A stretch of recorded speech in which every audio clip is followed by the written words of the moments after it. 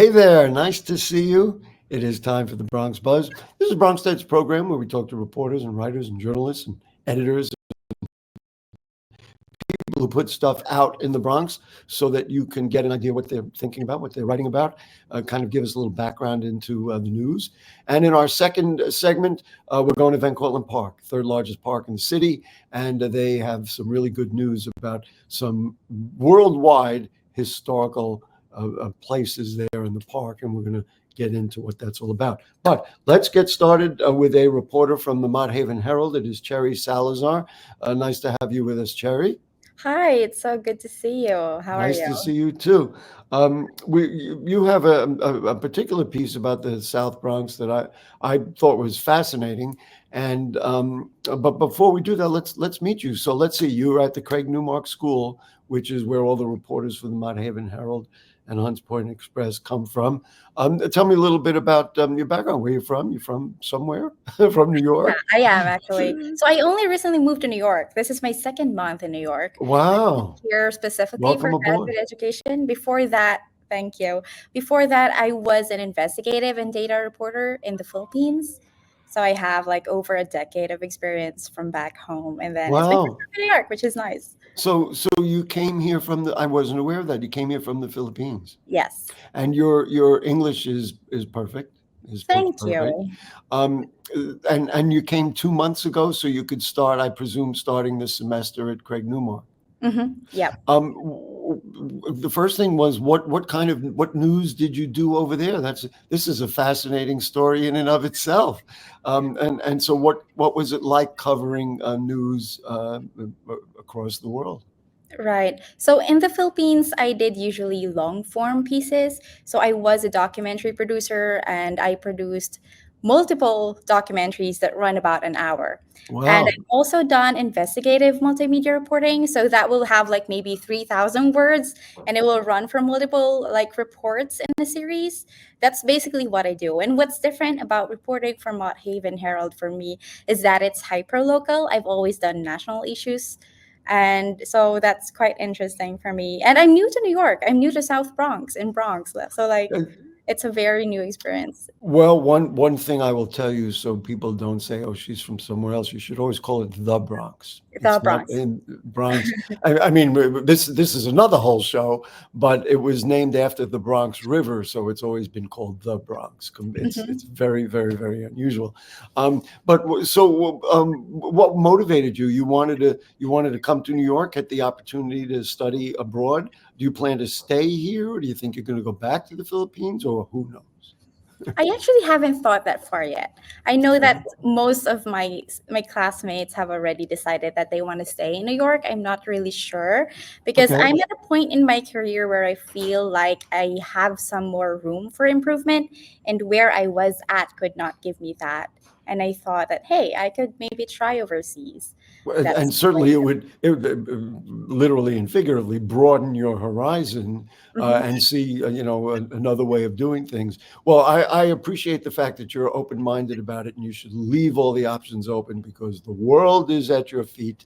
And so, my last question before we get into the subject matter: what turns you on about doing news? What turns you on about doing the documentaries you did?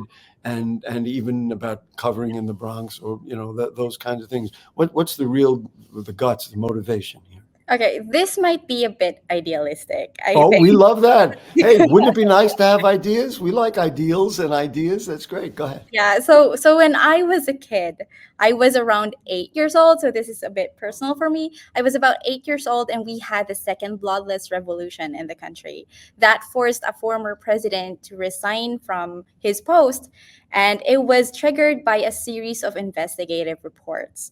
So then I thought, oh, journalism can change things, and that's how I decided I wanted Wow. to be one. What a So in great, a that way, is a that's what I great wanted to story. do. Yeah. So I was thinking of what are the social issues and how is it intersecting with political accountability, stuff like that. So Well, I must tell you, if you want social issues and political accountability, you've come to the right place because, I've been covering the Bronx for decades, and that's what we got. I spent a lot of time doing that. All right. Well, this is this story that the bid over there in Southern Boulevard wants more cameras in the hub to curb illegal dumping. So what you have discovered is this horrible situation down there in what a lot of people call the downtown Bronx. In some ways, it's the center of life in the borough at 100. And I used to have an office down there, so I know exactly what goes on in that neighborhood.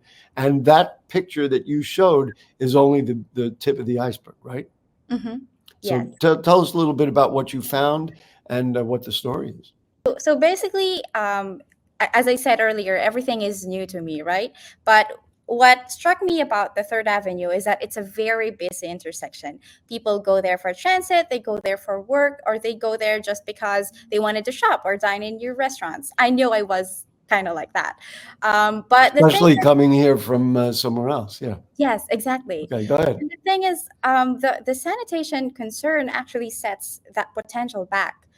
So I was walking one day, one afternoon, and I was just like talking to residents, to workers and pedestrians, and I was asking them, "What do you think about sanitation in this area?" And they said a bunch of things. They're very opinionated. They said that we needed more sanitation workers, we needed more trash collection times. There is an issue with the pickup. Sometimes they said that the Department of Sanitation aren't picking up the trash. They said that we have illegal dumpers. They said that some businesses don't have their own bins. So there's a plethora of like different reasons why there is such a problem, and that's what got me into maybe try to look into this. And I have to say, like any good journalist, that's how you started. You started just kind of moving around and asking questions. So the last 2 years, this is what you reported, roughly 300 cameras have been positioned in known hotspots around the city. And that's interesting. My question after reading your piece, what about enforcement? I mean, is it a matter of the city enforcing itself? Because you talked about sanitation pickups. Maybe they're not regular. Maybe not the first time we've had it. They disregard the South Bronx. They disregard certain neighborhoods. We know that goes on in the Bronx. Or is it something else that one thing breeds the other? Because the sanitation department doesn't do their job, people think, people who are somewhat irresponsible think it's okay. I got to get rid of this garbage. I'll just throw it out, Right. It's definitely not black and white. So I've had some people telling me that they feel that resources are centralized in Manhattan, and it sometimes certainly looks that way. But it's also an issue of whether the people themselves, those in the neighborhood, are disposing their garbage properly. So that's another thing. I've also heard of some things that apparently some of the garbage bins had been stolen, and we are trying to look into that for another report. So I don't want to say much Well, about that. But so yeah, so it's a mix of both actually. It's a matter of enforcement. It's also a matter of discipline to residents, and yeah, so it's not that black and white. some people say, all right, well, there's garbage. I mean, nobody likes it. But of course, it attracts vermin. Hmm. That's obviously. And number two, it if people want to have pride in their neighborhood, if people want to, feel good about themselves, have pride in their own lives, pride in their city, I just think it's part of the whole picture that you don't say to yourself, well, we got to get rid of this garbage. Just put it here, right in the center of where, it's the busiest thoroughfare in New York City. I think there's 250,000 people that go through 149th and 3rd Avenue every day. Now, let's see, you said there were more than 200 illegal dumping summonses issued so far this year. On one hand, that sounds like a lot, but considering the pictures that we just saw, boy, they probably could do a heck of a lot more. And so we don't really know, just back to my original question, we don't really know what kind of enforcement or if the cameras themselves have really turned out, had effect, I Yeah. guess. Yeah. But, And we also have to point out that those numbers that you mentioned earlier, those are from the Department of Sanitation, and those are citywide numbers. So thank you for pointing we're that not out. talking about just Third Avenue. So Wow. so we don't know how much is actually like the summons says in the Bronx, how much have been um, how much maybe illegal dumpers they've caught doing that because of the cameras. We do know that in 2022 there have been 15 security cameras that were installed.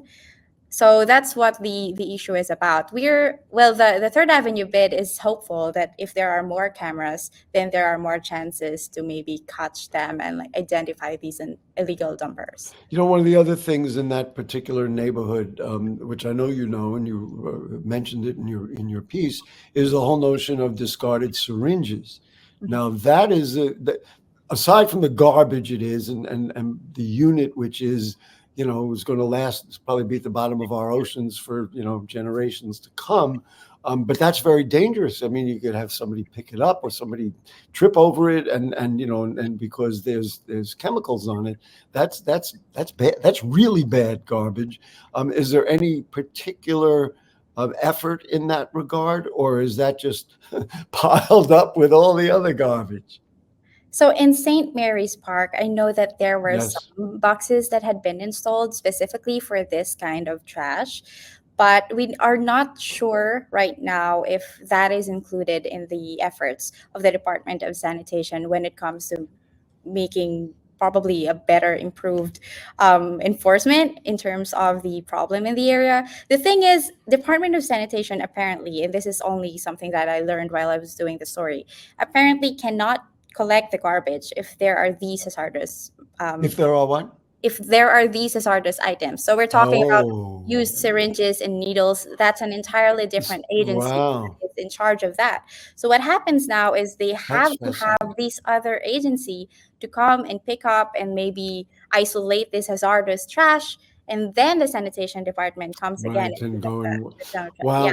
Yeah, and you know, I hate to bring this up because it almost puts a finite period at the end of the sentence, and that is given the state of the mayor's mayoralty right now and all the people who have left. I think I read a story about you know, there are a number of agencies that are quite understaffed and underfunded because of this whole mess. So who knows? Anyway, we got about 30 seconds left. So your next task is going to expand on this concept of sanitation and pickups and dumping in the Bronx. That's what you're working on?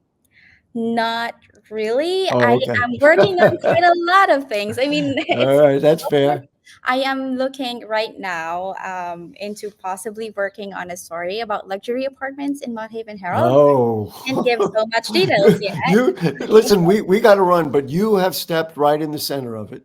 And we're going to look for everything that you write, and you put some stuff out. We'll have you back, and we'll analyze it the next time as well. Okay. Yeah, thank you so much. Ladies and gentlemen, Cherry Salazar, she clearly not only has a past, but a future in journalism. And if we're lucky, she will stick around in the Bronx and work with us. Thank you so much, Cherry. Thank you. And Thank you. thank our buddies at the Mount Haven Herald. We'll take a break. When we come back, we're going to Van Cortlandt Park. Don't go away.